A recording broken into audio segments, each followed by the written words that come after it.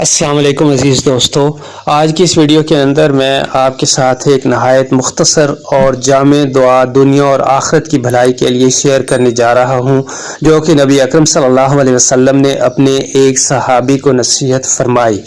روایت کچھ یوں ہے کہ طارق بن اشیم رضی اللہ تعالی عنہ بیان کرتے ہیں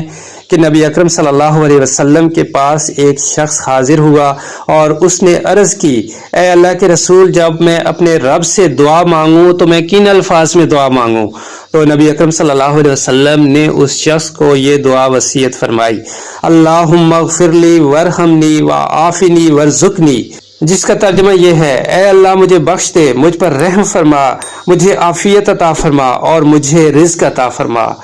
نبی اکرم صلی اللہ علیہ وسلم نے ان صحابی کو مزید نصیحت کی کہ یہ الفاظ تمہاری دنیا اور آخرت دونوں کو جمع کر دیں گے۔ تو عزیز دوستو، ہمیں بھی چاہیے کہ ہمیں دنیا اور آخرت دونوں کی بھلائی کے لیے ان الفاظ میں دعا کرنی چاہیے جو کہ حدیث کے الفاظ ہیں، اور یقیناً جو الفاظ نبی اکرم صلی اللہ علیہ وسلم کی زبان مبارک سے نکلے ہیں ان کے اندر ایک خاص رحمت اور برکت ہوگی، اور اگر ہم ان الفاظ میں دعا مانگیں گے تو ان کی قبولیت کے بہت زیادہ چانسز ہیں۔ اللہ تعالیٰ سے دعا ہے کہ اللہ تعالیٰ ہمیں عمل کرنے کی توفیق عطا فرمائے۔